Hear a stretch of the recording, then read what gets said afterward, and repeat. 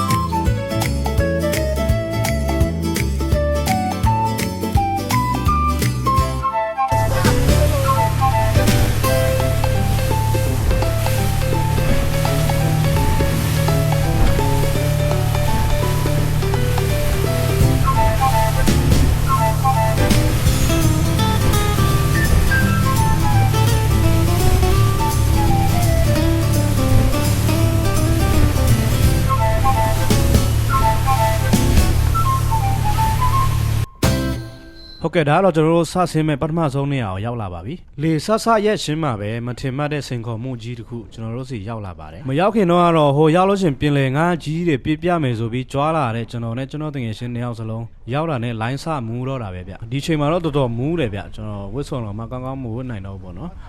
မူးလဲမူးတယ်ပြီးတော့ဆင်းလဲဆင်းကြည့်ရှင်တယ်ပေါ့နော်ဘာဖြစ်ရောက်ပြီဆိုတော့ငါးမရရင်တော့မှကျွန်တော်တို့ပင်လယ်ရဲ့အရသာလေးအတွေ့အကြုံလေးပေါ့နော်ကောင်းကောင်းလေးယူပြန်သွားရှင်တယ်ပေါ့နော်အဲ့ဒါကြောင့်မို့ကျွန်တော်တို့နှစ်ယောက်စလုံးဆင်းဖို့ဆုံးဖြတ်လိုက်တယ်ပေါ့နော်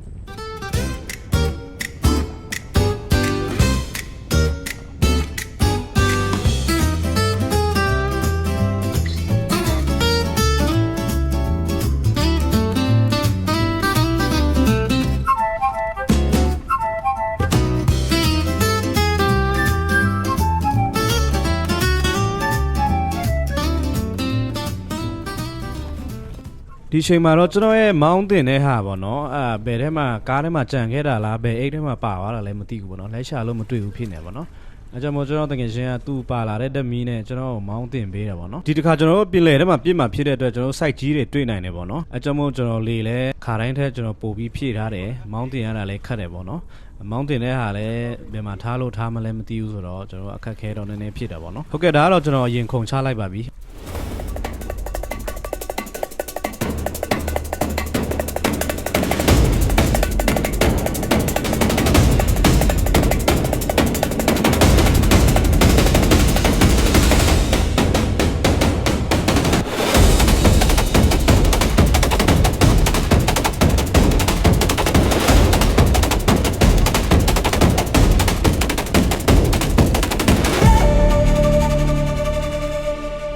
ဟုတ်ကဲ့ပါဒါတော့ကျွန်တော်တကယ်ချင်းလိုက်ဆင်းပြီပေါ့နော်သူ့မှာကျတော့ကျွန်တော်တို့ဖားချစ်တော့မပါဘူးဆိုတော့သူရေကူးတာတခြားကြည့်နော်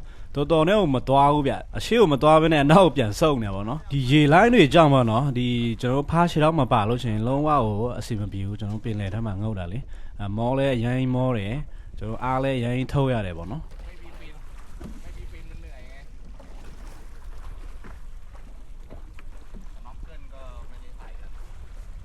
ကျွန်တော်တကယ်ရှင်းကိုကြည့်နော်သူတော်နဲ့ကိုမရောက်နိုင်ဘူးဗျအဲ့ဒီဖားချတော့မပါလို့ပေါ့နော်ဖားချတော့ကကြတော့ကျွန်တော်တို့ရေအောက်ကိုအစင်းအသက်လောက်တာပဲဖြစ်ပေါ့နော်အဲ့နေရာမှာလဲကျွန်တော်တို့မြန်ဆန်တက်လို့ရတယ်မြန်ဆန်ဆင်းလို့ရတယ်ကျွန်တော်အဲ့လောက်ထိမမောဘူးပေါ့နော်ကျွန်တော်အားလဲအဲ့လောက်ထိထုတ်စရာမလိုဘူးပေါ့ကျွန်တော်အင်းတွေချောင်းတွေထဲမှာငုံလို့ရှင်တော့အဲ့လောက်ထိကျွန်တော်မတိတာပဲမဲ့ပေါ့နော်ဒီပင်လယ်ထဲမှာငုံလို့ရှင်တော့ဒီဖားချတော့ကြတော့မရှိမဖြစ်လို့လိုအပ်တယ်ပေါ့နော်ကျွန်တော်တို့ဒီနေရာမှာ10မိနစ်လောက်ပဲငုံကြည့်ရတယ်ပေါ့နော်တကယ်မလွယ်ဘူးဗျကျွန်တော်တို့ထင်ထားတာနဲ့တခြားစီပေါ့နော်ကျွန်တော်တို့ရေအောက်ထဲကိုအသက်အောက်ပြီးတော့ငါးဆင်းပြစ်ဖို့မပြောနဲ့ဗျကျွန်တော်တို့ရေပင်ပေါ်မှာကျွန်တော်တို့ line ကိုထိန်းထားရုံနဲ့တင်ကျွန်တော်ကမောနေပြီပေါ့နော်အစားတော့ထင်ထားတာကတော့ရေထဲရောက်လို့ရှင်အမူးပြေသွားမယ်ပေါ့ကျွန်တော်ရေထဲရောက်လဲရေလိုင်းရကြီးတော့ကျွန်တော်ထင်ထားသလိုအမူးမပြေဘူးပေါ့နော်ပြီးတော့ကျွန်တော်တကယ်ရှင်းကရေငုတ်ဝတ်စုံမပါလို့ပေါ့နော်သူ့ရဲ့ဒီဒူးတွေရှယ်တောက်တွေမှာ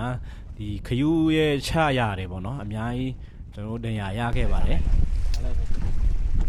ครั้งแรกเป็นงี้ทุกคนเลยพี่ก็เป็นอะไรในชีวิตเดี๋ยวถ้าลุยกับมันได้เริ่มรู้เทคนิคมันปีนี้เพลินละลมขึ้นลมแค่นี้เจอปลานะแม่งหายเมาเลยแหละว่ายมาตัวโบเงี้ย5 โลบวกไปแล้วนะဟုတ်ကဲ့ဒါကတော့ကျွန်တော်တို့ဒုတိယမြောက်နောက်ထပ်တနေရာပေါ့နော်ဒီနေရာလဲကျွန်တော်တို့ရေအဲ့လောက်ထိမကြည်တော့ကျွန်တော်တို့ခဏလေးဆင်းပြီးတော့ကျွန်တော်တို့ပြန်တက်လာပါတယ်ဟုတ်ကဲ့ပါဒီအချိန်မှာတော့ကျွန်တော်တို့စိတ်ဓာတ်တွေလည်းအရန်ကျတယ်ပေါ့နော်ငါးတကောင်ကောင်ရဖို့ကလည်းမလွယ်ဘူး line တွေလည်းအရန်မူးတယ်ဘန်ကောက်ကိုပဲပြန်ဖို့ဆုံးဖြတ်လိုက်တယ်ပေါ့နော်ไม้ถุงมือให้ยืมไม่ลงละ ไปไหนอ่ะ กลับบ้าน เฮ้ย เมาเรือ ได้ไงเดี๋ยวลมมันจะเบาแล้วเนี่ยมันเริ่มเบาแล้วเห็นเปล่าไปดูก่อนก็ได้ว่าเขายิงยังไงดูเขายิงแบบဒီဆက်လေသမားကြတော့ကျွန်တော်တို့လုံးဝမပြန်စေချင်ဘူးဗျတခြားလုံးကျွန်တော်တို့အားပေးစကားပြောတယ်အမင်းတို့တွေဘာလို့ပြန်မှန်လဲပေါ့ပင်လေတဲ့ဆဆဆင်းသူတိုင်းအဲ့လိုမျိုးဖြစ်တာကြီးပဲတဲ့သူတော်မှအဲ့လိုမျိုးဖြစ်တယ်တဲ့မူးတယ်တဲ့ဆဆတော့ခိုင်းငါကြီးတွေးလို့ရှိရင်မင်းတို့အမူးပြေသွားလိမ့်မယ်တဲ့အဲ့ဒါနဲ့သူတငယ်ချင်းပြည့်တဲ့နေရာကိုလိုက်ပြမယ်ပေါ့ခဏနေဒီလက်အိတ်တွေရှေ့အိတ်တွေရှိလို့ရှိရင်လည်းငါပေးမယ်ပေါ့အဲ့ဒါနဲ့ပဲသူတငယ်ချင်းတွေပြည့်တာကျွန်တော်တို့လိုက်ကြည့်ရှင်လို့ပေါ့နော်အဲ့ဒါနဲ့ကျွန်တော်တို့နောက်တနေရာကိုထပ်လိုက်ခဲ့တယ်ဗျ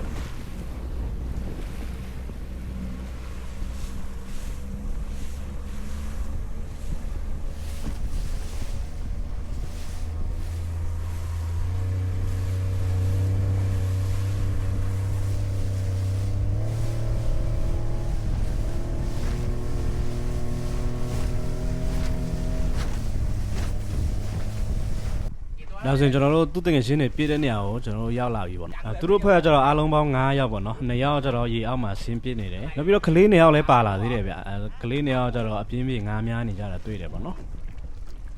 กี่ตัวละ10 ตัวว้าวอยู่แนวไหนกันดิ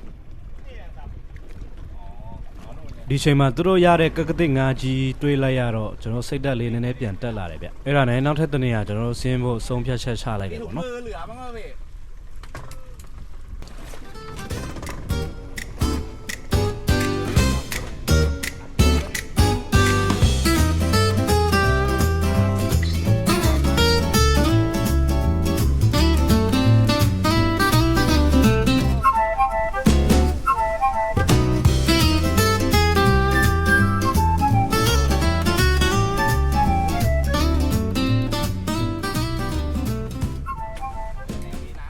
ဟုတ်ကဲ့ပါဒါတော့ကျွန်တော်3နေရာမြောက်ကိုရောက်ရှိလာပါပြီကျွန်တော်လေထိုးတဲ့ပြစ်တန်ကကျတော့မောင်းတင်ရတာနည်းနည်းအခက်ခဲဖြစ်လို့ပေါ့နော်ကျွန်တော်ဒီတစ်သားပြစ်တန်လေးပဲသုံးကြည့်မယ်ပေါ့နော်ဒီတစ်သားပြစ်တန်ကကျတော့ကင်မရာတက်ဆင်လို့မရတာကြောင့်ဒီနေရာမှာတော့ကျွန်တော်ရေအောက်ဗီဒီယိုတွေမရိုက်လိုက်ရဘူးပေါ့ใจดำปลาแล้วอ่ะเด็กเงี้ย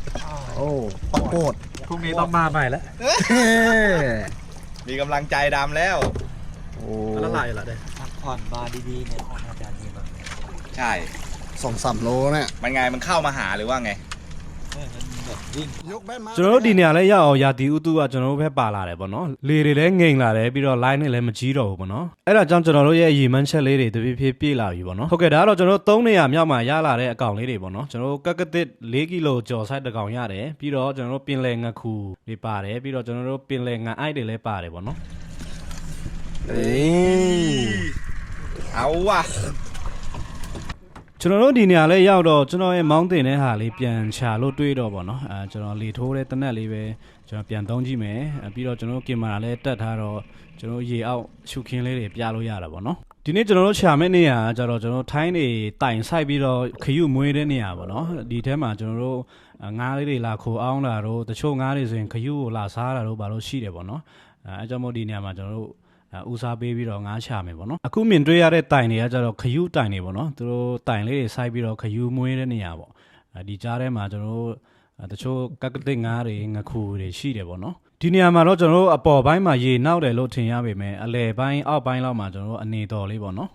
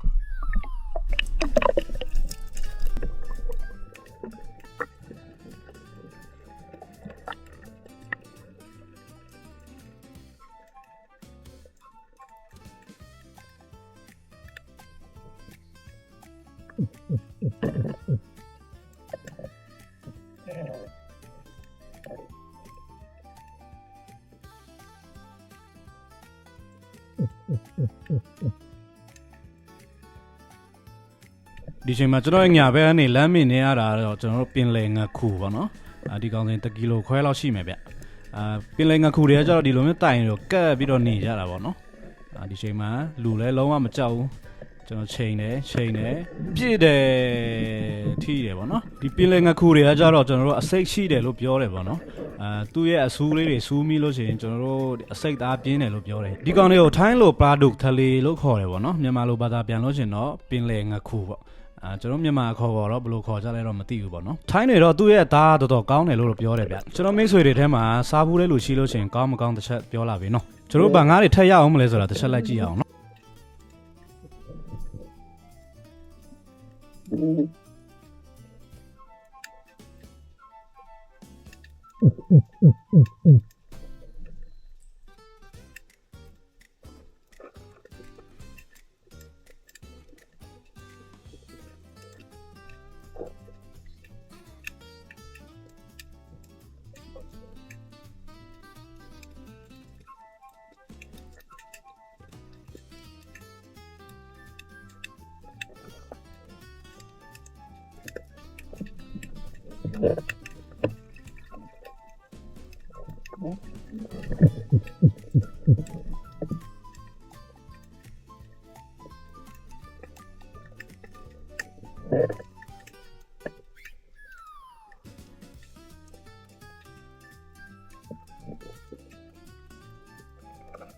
ဒီတစ်ခါလဲပင်လယ်ငခူပဲပေါ့နော်နှကောင်ကြီးတော်မှဗျကျွန်တော်ရှာနေတဲ့ site မဟုတ်တာတစ်ဖက်ပြီးတော့ဖြုတ်ရခတ်တာတစ်ဖက်ပေါ့နော်အဲကြောင့်မို့ကျွန်တော်မပြည့်ပဲနဲ့လွတ်ထားလိုက်ပါတယ်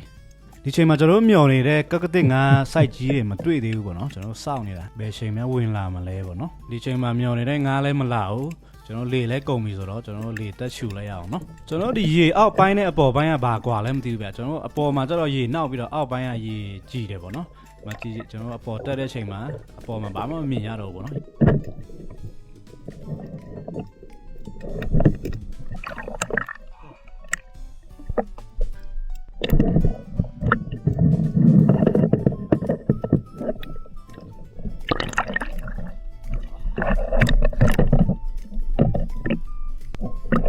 က ကဲ့ပါကျွန်တော်တို့ရှာနေတဲ့ကက်ကတစ်ငါစိုက်ကြီးပေါ့နော်မတွေ့မချင်းကျွန်တော်တို့ထပ်ဆင်းရအောင်နော်ဘာငါးတွေလည်းမသိဘူးပေါ့နော်အုံလိုက်ကြီးပဲမှာဒီချိန်မှာဝင်လာတာကတော့ကျွန်တော်တို့ပါကွတ်ထလေးပေါ့နော်မြန်မာလိုပြန်ရင်တော့ကျွန်တော်တို့ပင်လယ်ငါအိုက်ပေါ့အများကြီးပဲဗျကျွန်တော်တို့ဘယ်ကောင်ရွေးပြရမလဲတော့မသိဘူးပေါ့နော်ကျွန်တော်ကီလိုစိုက်လေးတွေပေါ့နော်ထိုင်းနေပြောတာတော့ဒီပင်လယ်ငါအိုက်သူ့ရဲ့အသားကျတော့တော်တော်အငြိနဲ့ရတယ်လို့ပြောတယ်ပေါ့နော်နောက်ပြီးတော့အကောင်လည်းတိတ်မကြီးသေးဘူးဆိုတော့မပြစ်ပြနဲ့ကျွန်တော်ထားလိုက်တယ်ပေါ့နော်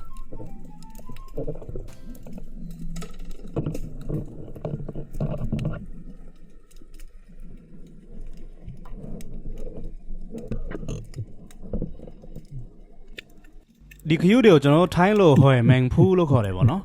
ကျွန်တော်မြန်မာလိုဘယ်လိုခေါ်ကြလဲမသိဘူးတီးလို့ရှိလို့ရှိရင်ကျွန်တော်တို့တစ်ချက်ပြောပြအောင်နော်ဒီထိုင်းနိုင်ငံမှာတော့တကီလိုဘတ်90ကနေ80အထိရောင်းတာတွေ့ရတယ်ဗျနောက်ပြီးတော့ကျွန်တော်တို့မြန်မာနိုင်ငံမှာဒီလိုမျိုးတိုင်ဆိုင်ပြီးတော့ခယူမွေးတာရှိကြလားမသိဘူးနော်ဟုတ်ကဲ့ပါဒီချိန်မှာကျွန်တော်တို့တမနက်လုံးချလာတဲ့အကောင်ပေါ့နော်အခုမှပဲစတိုးတော့တယ်ဗျကျွန်တော်ပြီးမယ်လို့လုံနေတဲ့အချိန်တွင်းမှာပဲပြည့်တယ်ဟုတ်ကဲ့ပါကျွန်တော် VAR ပြန်ကြည့်ရအောင်နော်သူနေတဲ့အနေထားကိုတစ်ချက်ကြည့်ဗျာငားလို့တော့မထင်ရအောင်သူပြေးသွားမှငားမှန်းသိတယ်ပေါ့နော်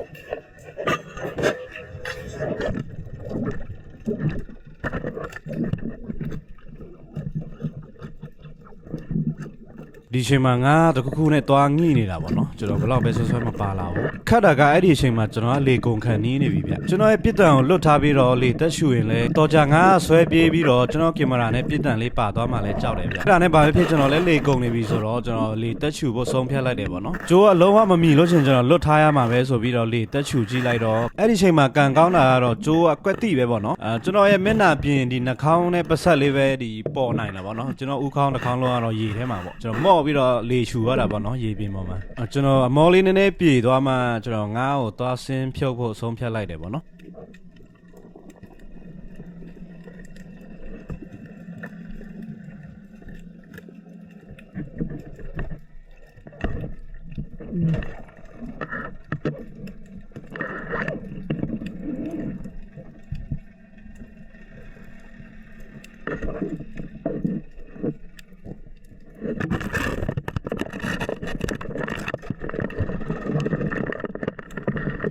ဒီလိုပင်လယ်ထဲငါတခါမှမပြစ်ဘူးတာလည်းပါတယ်ပြီးတော့ကျွန်တော်တို့ဒီ site မရဘူးတာလည်းပါတယ်ပေါ့နော်ဝမ်းလဲဝမ်းတာတယ်ပြီးတော့ကျွန်တော်တို့ရင်လဲခုန်နေသေးတယ်ပေါ့နော်ကျွန်တော်ရဲ့ order ကြောင့်ကျွန်တော်တကယ်ရှင်းတဲ့ဒီဆက်လေသမားကျွန်တော်လာရောက်လာတယ်ပြီးတော့ကျွန်တော်တို့ဒီလိုမျိုးငါ site ကြီးတွေကိုကျတော့ကျွန်တော်တို့ 3G နဲ့သေချာဖတ်ထားရတယ်ပေါ့နော်ပြီးတော့သူ့ရဲ့ဒီတန်ချွန်ပေါ့နော်ဒီကျွန်တော်တို့ပြစ်တန်ရဲ့တန်ချွန်လေးပေါ့အဲ့ဒါကိုသေချာကန်ရတယ်သူခါလိုက်လို့အဲ့ဒီပြစ်တန်ကကျွန်တော်တို့ ਨੇ သွားထိမိခိုက်မိတာဆိုရင်ကျွန်တော်တို့အန္တရာယ်များတယ်ပေါ့နော်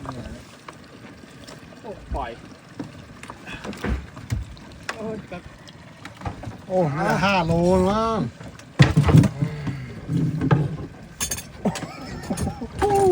กำลังจะหนีอ่ะ เจ็บได้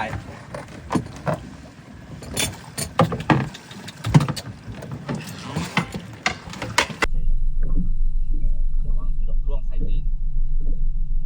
มันกิโล ปล่อยเลยโอ้7 โล 3 โอ้โห 7 โล 5เว้ย นี่จะได้ปลาเลยนี่นะ ဟုတ်ကဲ့ဒါဆိုရင်ကျွန်တော်တို့နေ့လယ်12နာရီလောက်ပဲရှိသေးတယ်ပေါ့နော်ကျွန်တော်တို့လုံးဝမခံနိုင်တော့ဘူးပေါ့နော်ကျွန်တော်တို့အမူးလည်းမပြေဘူးကျွန်တော်တကယ်ရှင်းစင်ပို့ဆိုးတယ်ပေါ့နော်ဒီတယောက်ဆိုရင်လုံးဝညတော့မအိပ်ရဘူးပေါ့နော်ညဆိုင်ဆင်းတာဆိုတော့လေဒီ line မူးတာကြတော့အေးမဝါလို့ရှင်ပို့ဆိုးတယ်ဗျသူဆိုရင်လုံးဝမအိပ်ရဘူးဆိုတော့ပြောမနေနဲ့တော့ဗျအဲ့ဒါနဲ့ပဲကျွန်တော်တို့စောစောစီးစီးပြန်ဖို့ဆုံးဖြတ်လိုက်တယ်ဗျငါးတွေတော့ကျွန်တော်တို့ဘယ်နှကီလိုရလဲဘယ်နှကောင်ရလဲဘာငါးတွေလဲဆိုတာခါနေကျွန်တော်တို့လီစိတ်ရောက်မှပဲချိန်ပြမယ်နော်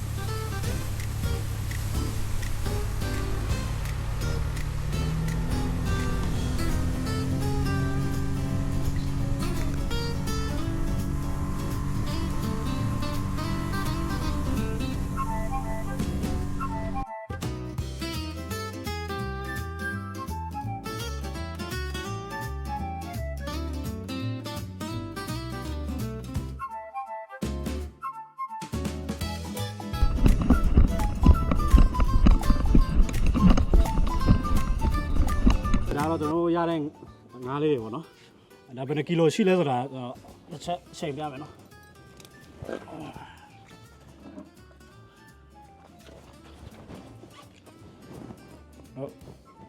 ဟုတ်9ကီလို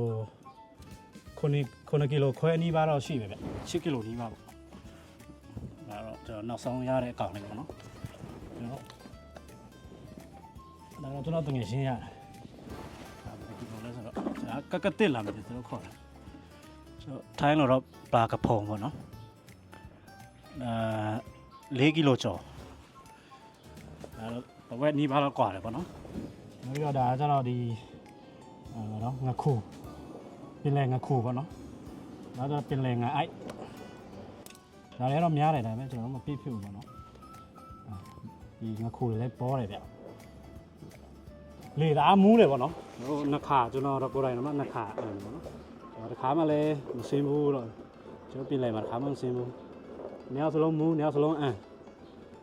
ကျွန်တော်အစောကြီးစားစားရောက်ကြတဲ့ကျွန်တော်မူးနေပေါ့နော်အဲ့ဒါကျွန်တော်ကခေါ်ပြန်တယ်လေသမားအောင်ဆက်လေသမားကျွန်တော်တို့ဆက်နေခိုင်းတယ်ပေါ့နော်အေးဘာလို့ပြန်มาလဲပေါ့အဲ့ဒါနဲ့ကျွန်တော်ကပြင်းနဲ့ဒီကောင်လေးရလာတာပေါ့နော်โอเคအားလုံးကျေးဇူးတင်ပါတယ်နော်ဒါကတော့ကျွန်တော်တို့ဒီဆက်လေသမားပေါ့နော်ကျွန်တော်စားစားရောက်ကြတဲ့ကျွန်တော်ခေါ်ပြန်တာသူမပြန်ဘူးပေါ့နော်ปกติ ครับผม พี่มีคนเมาไหมเหมือนเรา โอ้ ไหม ยอ้วก อ้วกเหมือนกัน อ้วกทุกงาน เพราะว่าคลื่นลมแบบนี้บางทีไม่เคยเจอไง ใช่ผม เว คิด ลามั ว่าน โยกเยกอะไรเงี้ย ผมคิดว่ามีแค่พวกผมนะที่ว่าที่อ้วกที่ไม่ไหวอ่ะ โอ้เรื่องธรรมชาติเลย ดี พอ นะพี่ไม่ให้กลับถ้า อืม กลับเนี่ยไม่ได้ปลาสักตัวเลยเมื่อกี้ ต้องฝืน ใช่ พอเราผ่านมันไปได้แล้วครั้งหน้าเราก็ง่ายแล้ว ใช่พี่ เพราะเราจะเริ่มรู้ลิมิตตัวเองแล้วว่าต้องอยู่ยังไงให้มันอยู่ได้ ครับพี่ ช่วงแรกๆมันเป็นทุกคนเดี๋ยวก็ รอบหน้า 1 2 3 4 ใช้ได้ เดี๋ยวรอบหน้ามากับพี่ จัดไป ครับผม เวลี่กูดเลยฝีมือ ขอบคุณมากครับพี่ ครับ ขอบคุณครับ